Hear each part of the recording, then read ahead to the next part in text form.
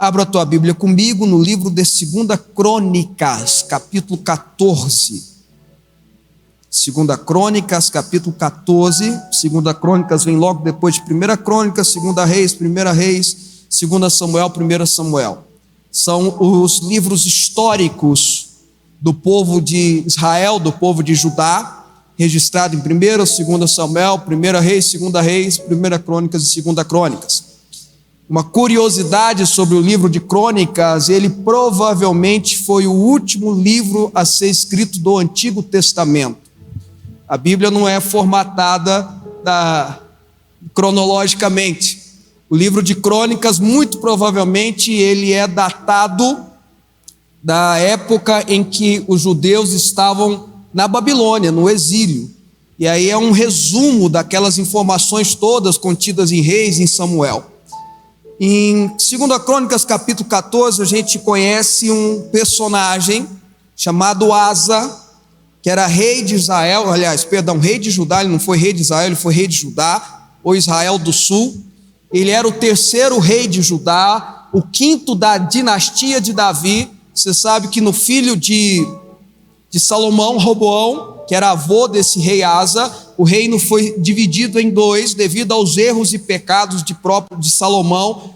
Surte essa consequência. Jeroboão pega 10 tribos, 10 tribos, porque a tribo de Levi, que não contava com entre as 12 tribos, a tribo de Benjamim, a tribo de Judá, seguem a casa de Davi, as demais tribos seguem o Jeroboão. E esse personagem é um personagem muito importante, porque ele faz uma grande reforma em Israel. E eu quero estudar algumas coisas que contam da história desse personagem chamado Asa. A partir do verso 1, a palavra de Deus diz assim: Abias descansou, ou seja, morreu com seus antepassados, e foi sepultado na cidade de Davi. Seu filho Asa foi o seu sucessor, e em seu reinado o país esteve em paz durante 10 anos. Asa fez o que o Senhor, seu Deus, o aprova. Retirou os altares dos deuses estrangeiros e os altares idólatras que havia nos montes, despedaçou as colunas sagradas e derrubou os postes sagrados. Ordenou ao povo de Judá que buscasse o Senhor, o Deus dos seus antepassados, e que obedecesse às leis e os mandamentos dele. Verso 5. Retirou os altares idólatras e os altares de incenso de todas as cidades de Judá, e o reino esteve em paz durante o seu governo. Também construiu cidades fortificadas em Judá. Aproveitando esse período de paz, ninguém entrou em guerra contra ele durante aqueles anos, pois o Senhor lhe deu descanso. Disse ele ao povo de Judá, verso 7, vamos construir essas cidades com muros ao redor, fortificadas com torres, portas e trancas. A terra ainda é nossa, porque temos buscado o Senhor, o nosso Deus, e nós o buscamos, e ele nos tem concedido em paz em nossas fronteiras. Eles então as construíram e prosperaram. Asa tinha um exército, verso 8, de 300 mil homens de Judá, equipados com escudos grandes e lanças, e 280 mil de Benjamim, armados com escudos pequenos e arcos. Todos eram valentes homens de combate. O etíope, verso 9, Zerá, marchou contra eles com um exército de 1 milhão de soldados e 300 carros de guerra, e chegou a Maresa. Asa saiu para enfrentá-lo. Eles se puseram em posição de combate no vale de Zefatá, perto de Maresa. Verso 11, então, e aí, irmãos, eu quero sugerir que você marque esse verso 11, porque é uma oração famosa na teologia, a oração de Asa. Então Asa clamou ao Senhor, ao seu Deus: Senhor, não há ninguém como tu, para ajudar os fracos contra os poderosos. Ajuda-nos, ó Senhor, ó nosso Deus, pois em ti pomos a nossa confiança, em teu nome viemos contra esse imenso exército. Ó Senhor, tu és o nosso Deus, não deixe o homem prevalecer contra ti. O Senhor derrotou os etíopes diante de Asa e de Judá. Os etíopes fugiram, e Asa e seu exército os perseguiram até Geará. Caíram tantos dele que o exército não conseguiu recuperar-se. Foram destruídos perante o Senhor e suas forças, e os homens de Judá saquearam muitos bens. Diga comigo, glória a Deus pela palavra de Deus. Como eu disse, esse homem, esse rei Asa, rei filho de Abias, ele assume o reinado, e a Bíblia diz que no reinado dele é um reinado de muita paz. No verso 1, no verso 5, no verso 6, reafirma isso com muita veemência. O reino de Asa, o tempo do reinado de Asa foi um tempo de muita paz. Você há de convir comigo que é uma bênção termos paz. Há uma bênção termos paz na nossa mente, paz na nossa alma, paz nas nossas emoções. Não é à toa que Jesus é chamado príncipe da paz. Deus é chamado o rei de toda a paz. Paz eterna vem do Senhor. A paz é algo muito importante para nós como cristãos e como ser humano no modo geral. Ter paz para tomar decisões, ter paz para agir, ter paz para cuidar da nossa família, cuidar da nossa casa, ter paz para sermos cada vez mais melhores como ser humano. Isso é importante, isso é fundamental. A Bíblia conta aqui que o rei Asa tinha isso na sua história, tinha isso na sua trajetória, tinha isso no seu reino, tinha isso no seu governo. Asa soube implementar épocas de paz. Eu pergunto aos irmãos: quem é que não deseja, quem é que não quer ter uma vida de paz, quem é que não quer levar os seus negócios em paz? Chega uma certa idade, penso eu, imagino eu, que o ser humano olha para trás e fala: poxa vida, eu lutei tanto, eu passei por tantas aflições, por tantos problemas, Deus poderia me conceder agora, nesse final, no final de vida não, né? Mas no tempo derradeiro da vida, que eu possa ter paz. Que eu possa ter paz no meu casamento. Sabe, irmãos, deixa eu dizer algo para você em nome de Jesus. O seu Deus, que é o Deus de paz, tem paz para o seu casamento, tem paz para os seus negócios, tem paz para a sua família, tem paz para os seus relacionamentos, tem paz para todos os instantes da sua vida. Ele é um Deus que produz a paz. Não é à toa que o profeta Naum, preste muita atenção porque eu amo esse versículo, o profeta Naum no capítulo 1 diz que Deus faz o caminho dele no meio da tempestade. Deus faz o caminho dele no meio da tempestade. Quando eu pego esse texto e jogo para Jesus no barco, em meio àquela tempestade, junto com os discípulos ali, e os discípulos desesperados, porque parecia que a tempestade ia virar o barco, Jesus dormia. Pedro, Tiago, João, todo mundo desesperado, lá correndo para lá e para cá, água entrando, e Jesus dormindo. Isso é maravilhoso, irmãos. E aí alguém vai dizer assim para mim: mas isso é porque é Jesus. Mas não, Jesus quer nos ensinar. Quando ele diz assim: vinde a mim todos que estáis cansados e sobrecarregados, eu vos aliviarei.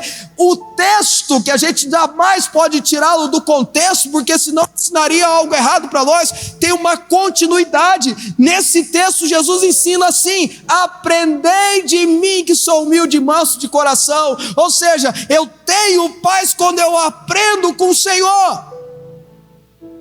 Eu vejo isso em Pedro, eu tenho pregado sobre isso. Pedro, preparado para morrer, Herodes ia matá-lo no outro dia, estava na Páscoa, então Herodes transferiu a morte dele para domingo. Até isso Deus estava cuidando de Pedro, e a Bíblia diz que preparado para o julgamento acontecer, que ia ter a morte, porque Herodes queria matá-lo, isso dava apoio. Preso entre 2 soldados, com outros 2 soldados na porta, em torno de 4, Pedro dormia.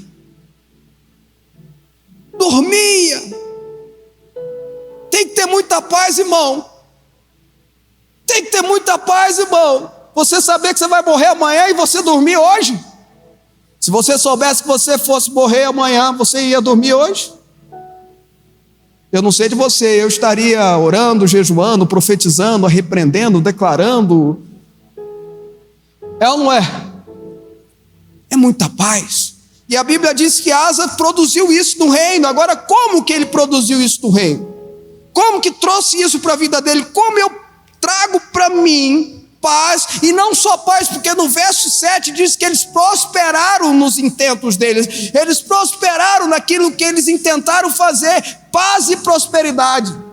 A palavra shalom quer dizer isso.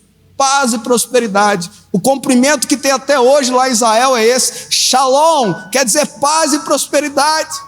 Como que produziu o shalom de Deus na vida de Asa?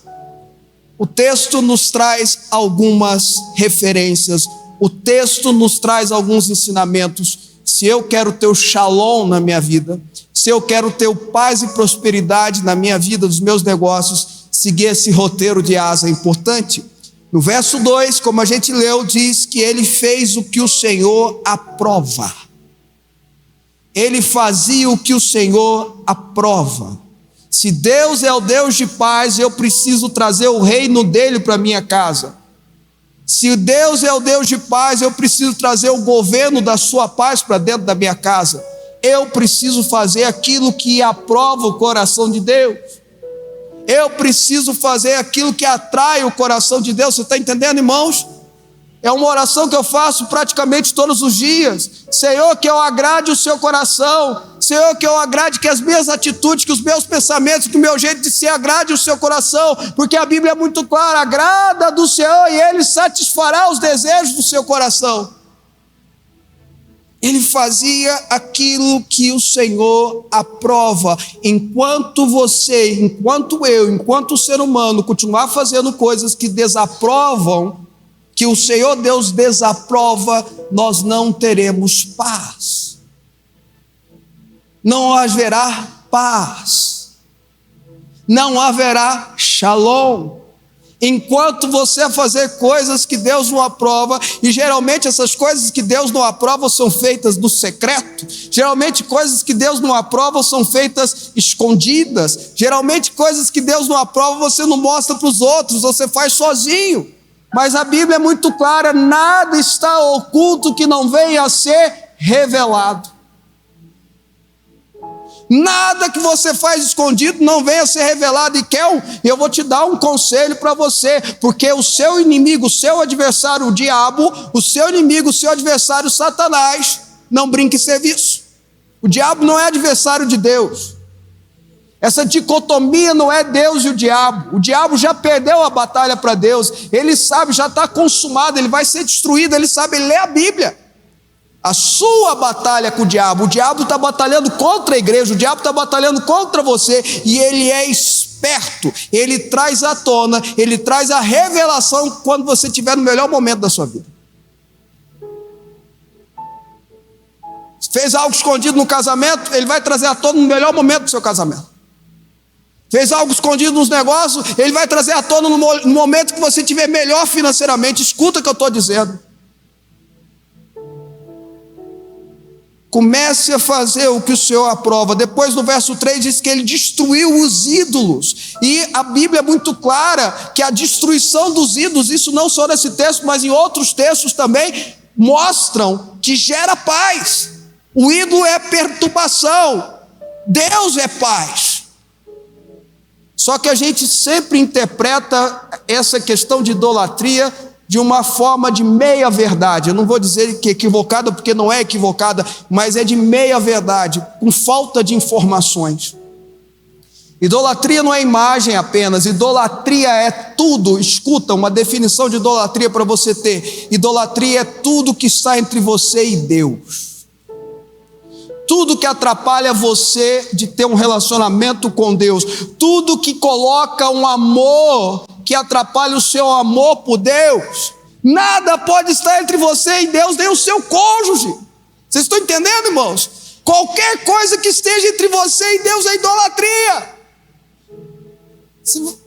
E sabe, um dos ídolos que a gente encontra na Bíblia, no Antigo e no Novo Testamento, que impede a pessoa de ter paz, que geram tormentas, que geram preocupações, que geram batalhas, que geram aflições, e que Jesus coloca como o único espírito que rivaliza com ele: Mamon, dinheiro. Jesus fala: não podeis servir a dois senhores, ou você vai servir a mim ou você vai servir Mamon. Paulo diz que aquele que quer ficar rico de forma errada traz sobre si muita perturbação, muito problema.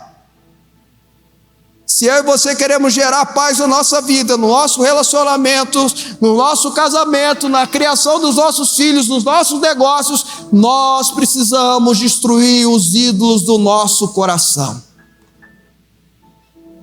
Posso ouvir um amém forte aí? No verso 4 diz que ele ordenou que o povo de Israel buscasse ao Senhor.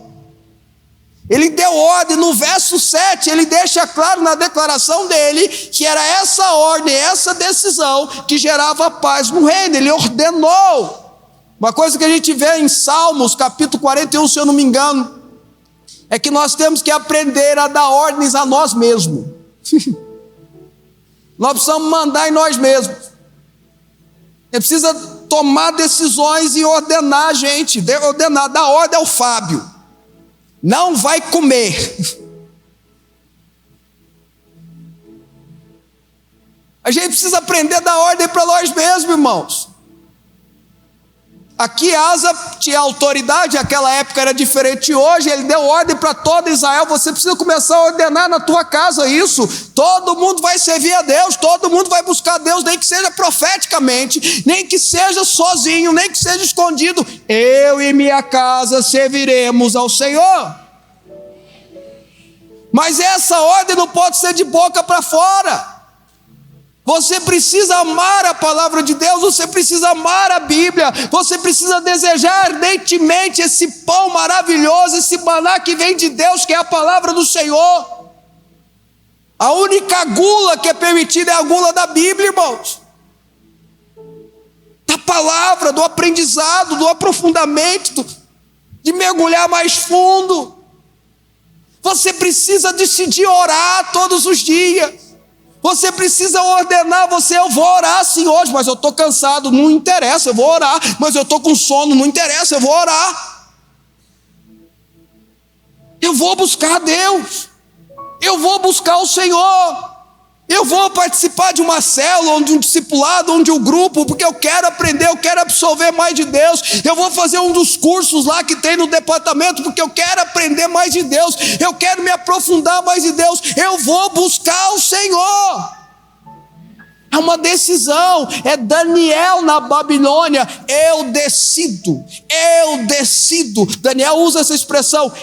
Eu decido. Zaqueu, quando Jesus está lá na casa dele, usa essa expressão. Eu decido.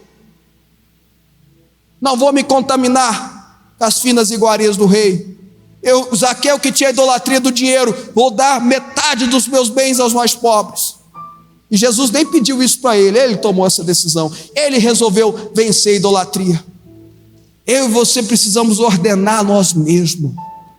Eu vou buscar a Deus, eu vou ler a Bíblia. Sabe, irmãos, se você quer ser tentado, se você quer que o diabo te vença, se você quer cair em pecado, vou te dar 2 dicas. Se você quer que o diabo te vença, se você quer cair em pecado, se você quer cair em tentação, vou te dar 2 dicas. É imbatível elas. Em uma semana você está enrolado já. Deixa de ler a Bíblia e pare de orar.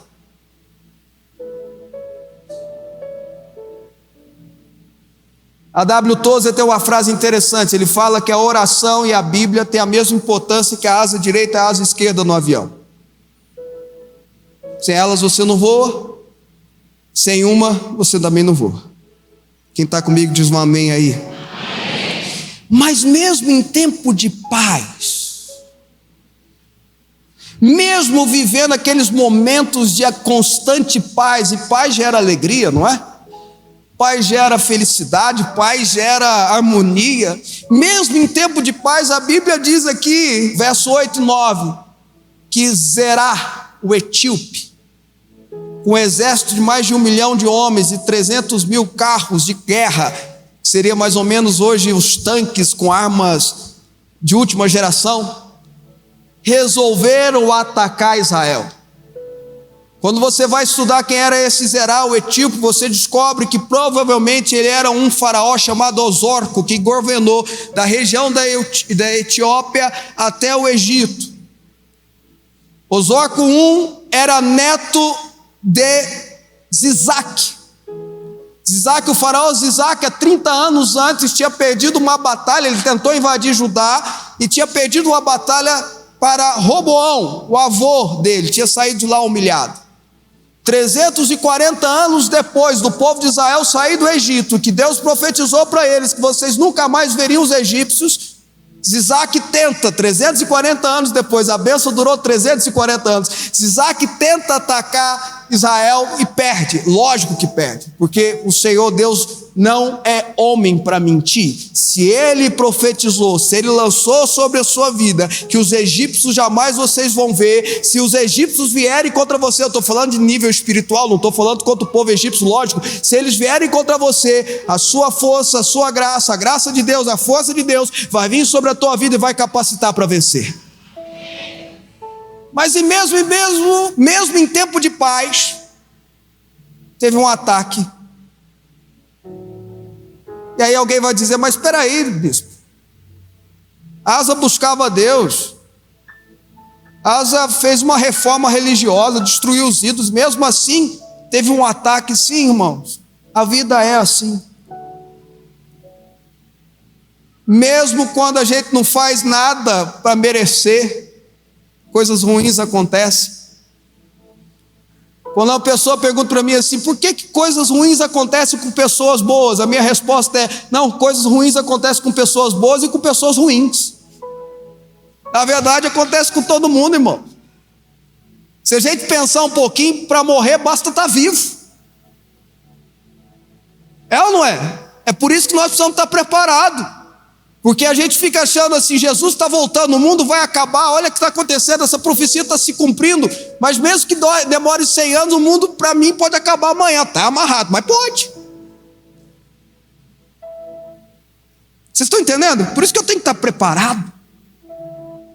Mesmo em tempo de paz, mesmo dando tudo certo, às vezes um adversário da sua alma, às vezes um adversário vem e te ataca, até porque o diabo não tem interesse na sua paz, até porque o diabo não tem interesse em você ser feliz, até porque o diabo não tem interesse em você ter um bom casamento, ou ter filhos bem estruturados, bem equipados na vida. Lá vem esse cara com 1 milhão de soldados, e ele prepara a batalha. A Bíblia diz aqui no texto, irmãos, aí eu quero rapidinho trazer algumas informações que eu considero importantes nesse estudo. A Bíblia diz, dá a entender que Asa faz de tudo para que a batalha aconteça no vale de Zefatá. Sabe, irmãos, naquela época tinha uma certa organização. Os reis que faziam batalha combinavam de brigar, de ter as batalhas em vales, para que poucos civis viessem a morrer. E eles combinam aí, Asa dá um jeito dessa batalha acontecer no vale de Zefatá. Zefatá quer dizer torre de vigia. Porque lá ele tinha preparado torres, lá Asa tinha construído torres onde poderia ter flecheiros e jogassem flechas, poderia estar organizado. E veja, irmãos, Asa se organizou para enfrentar a batalha. Mesmo em tempo de paz, eu e você temos que estar preparados para a guerra.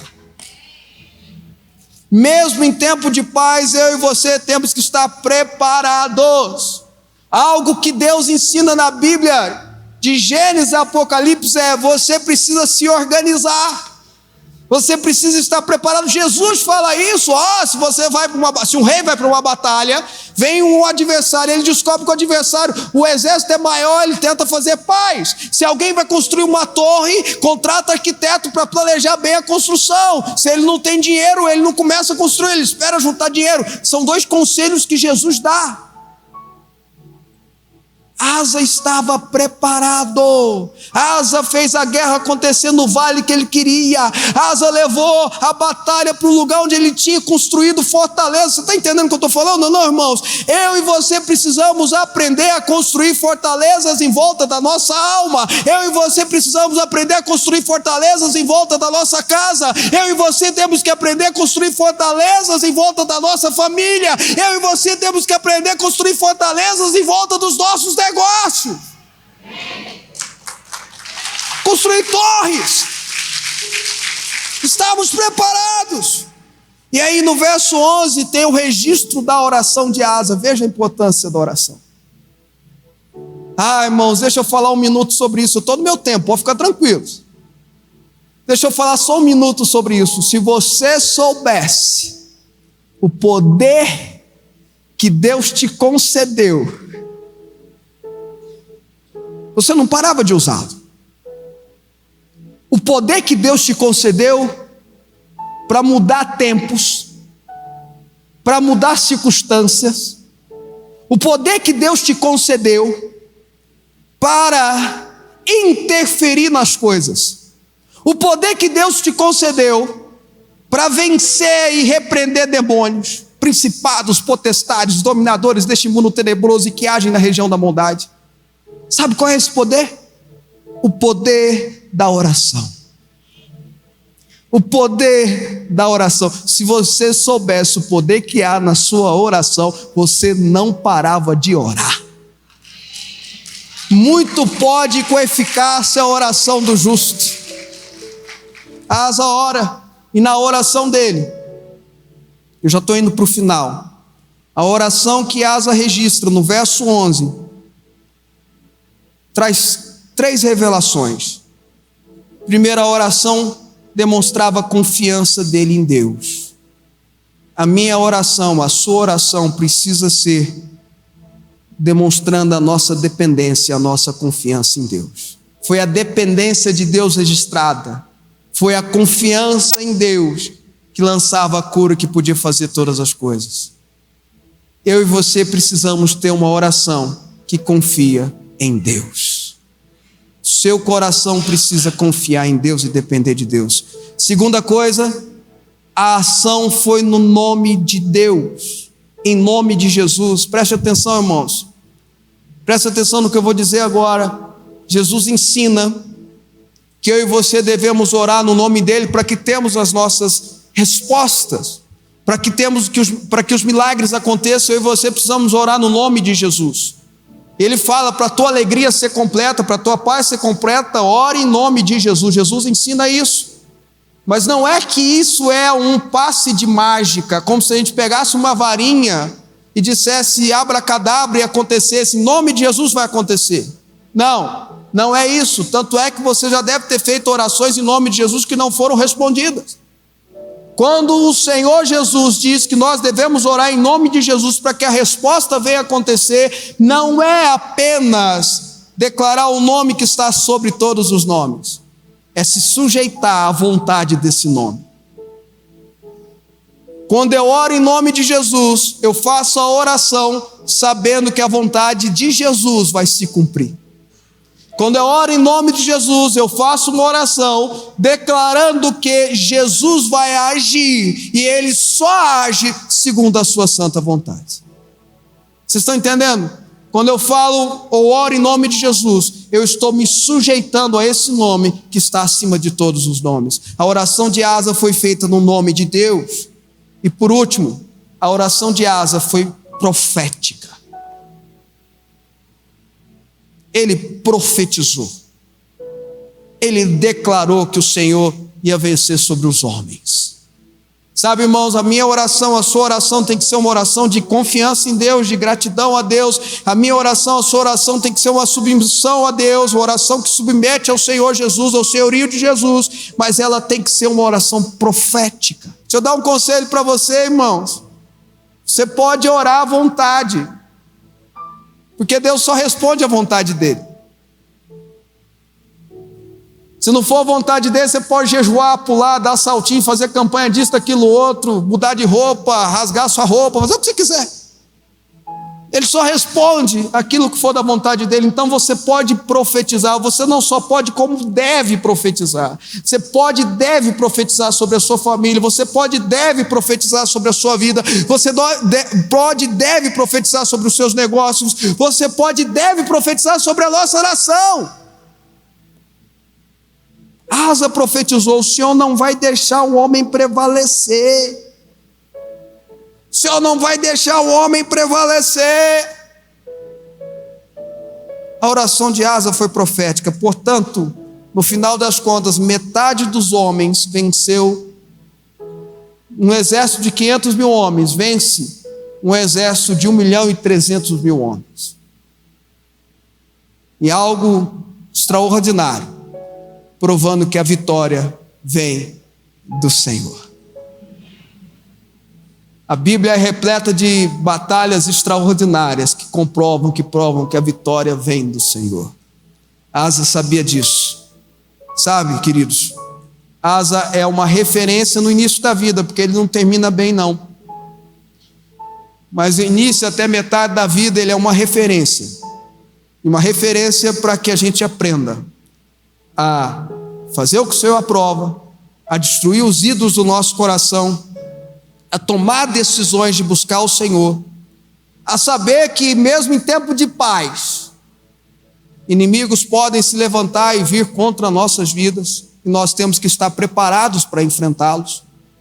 E o poder que há na oração, quando nós dependemos de Deus, quando nós oramos no nome dEle, e quando nós profetizamos sobretudo a palavra do Senhor. Isso nos dá vitória, isso atrai o poder do Deus da vitória. Você crê nisso?